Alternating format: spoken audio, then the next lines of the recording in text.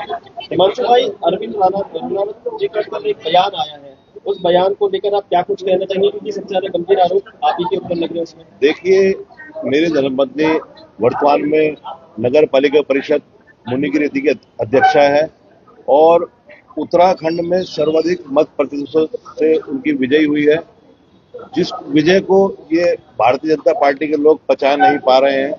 और जो ये व्यक्ति अरविंद रणावत मेरे ऊपर आरोप लगा रहा है वो निराधार आरोप है। और मैं प्रश्न उससे ही करना चाहता हूं जो ये आरोप लगा रहा है, क्या आबकारी अधिनियम, आबकारी विभाग आपको परमिशन देता है 1500 पेटी शराब की बिक्री करने की?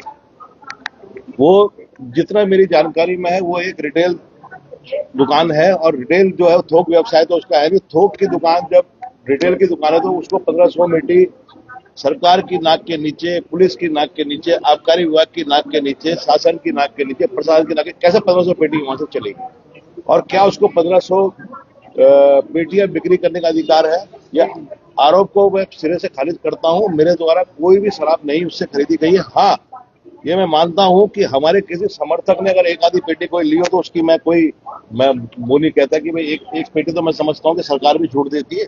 9 लीटर शराब शायद सरकार के मानकों में। अगर मेरे किसी समर्थक ने, मेरे किसी साथी ने अगर एक आधी शराब ली होगी तो पैसे दे के ली होगी। बाकी ये हमारी एकता को भंग करने के लिए, हमारी छवि को धूमिल करने के लिए, हमारे बढ़ते हुए कद को ये लोग घबरा गए हैं, बौखला गए हैं। और मैं कहना चाहता हूं कि अरविंद रणावत जो बयान दे रहा है, इसके कंधे में कोई और बंदूक रख के चला रहा है। मैं समझता हूं समय आने पर उसका भी पटाक्षेप किया जाएगा।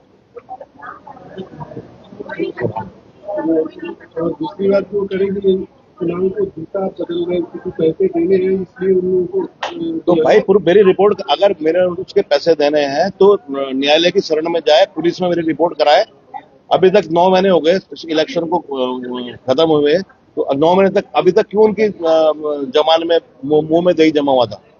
कल हमारी समिति का गठन हुआ, जिसकी हत्या हुई उसको 10 लाख रुपए 10 लाख रुपए दिए तो उसने कोई एहसान नहीं किया। उत्तराखंड की सबसे बड़ी मैं समझता हूँ ये शराब की दुकान है और हम लोग शुरू से प्रथम दिन से इस शराब की दुकान के विरोध में है, जिसके चलते मेरे से वो रंजिश रखता है।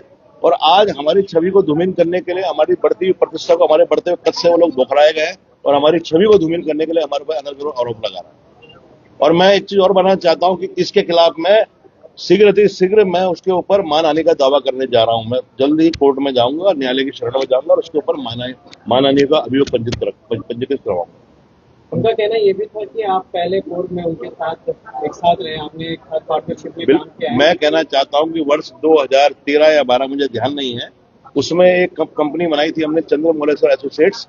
ये कहीं ठेकेदारी करता था और ये मेरे पास आया था कि भैया मेरे पास हैसियत प्रमाण पत्र की मुझे आवश्यकता है और मेरे पास हैसियत नहीं है कि मैं अपना रजिस्ट्रेशन एक क्लास में करा पाऊं। तो मैंने उसको निश्चित रूप से उसकी मदद करी थी और मुझे कहने में कोई गुरेज नहीं कि हम लोग 4 लोग उसमें पार्टनर थे, जिसमें एक नवीन रतूड़ी, जय विजेंद्र गोसाई और मेरा नाम भी था, क्योंकि कागज मेरे लगे थे, हैसियत मेरी लगी थी और पार्टनर थे। और मुझे सन ध्यान नहीं है, तो 1 आध साल शायद हम उसमें काम साझेदार रहे होंगे। 1 डेढ़ साल के बाद हम लोग वहां से मैं हट गया था। कौन किस कंपनी में इस समय साझेदार है मुझे नहीं मालूम। इसके अलावा फिर अब हिमांशु भाई क्या है, ठेके को लेकर लगातार आप लोग, मैं बता दूं, उस व्यक्ति के खिलाफ 2 अभियोग पंजीकृत है, जो कि हमारे स्थानीय प्रमुख व्यवसायी समाज सेवी सतेज सिंह राणा जी के नाम से सभी भलीभांति परिचित हैं। उनके साथ भी इसने ठगी की है। लगभग 4 से 5 करोड़ रुपए का आरोप उन्होंने भी लगाया है और एसएसपी कार्यालय में उसकी उन्होंने रिपोर्ट दर्ज कराई है। दूसरा एक कोई अभिनव जिंदल है, जिसने भी उसके ऊपर 5 करोड़ रुपए की ठगी का आरोप लगाया था।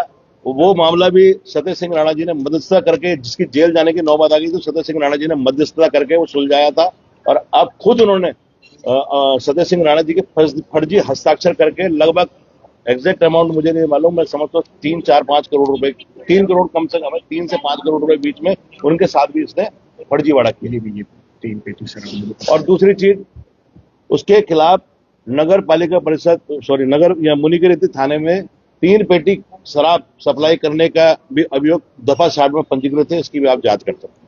वो खुद अपने आप में मतलब एक ठग टाइप का व्यक्ति है, जिसके खिलाफ 3 अभियोग हमारे थाने में पंजीकृत है। उससे ज्यादा मैं उसके क्या साक्ष्य दूंगा?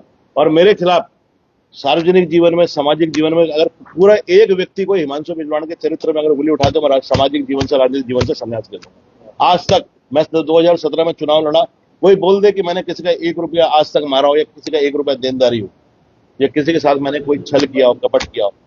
एक शराब व्यवसायी जो खुद ठगी का आरोपी है, जिसके ऊपर अभिनव कुमार जिंदल, सतेज सिंह राणा जी सभी बली बाधी, उन्होंने खुद ठगी का आरोप लगाया। वो उस व्यक्ति के कहने पे अगर ये मुझे जवाब देना पड़ा, ये भी मेरा दुर्भाग्य है।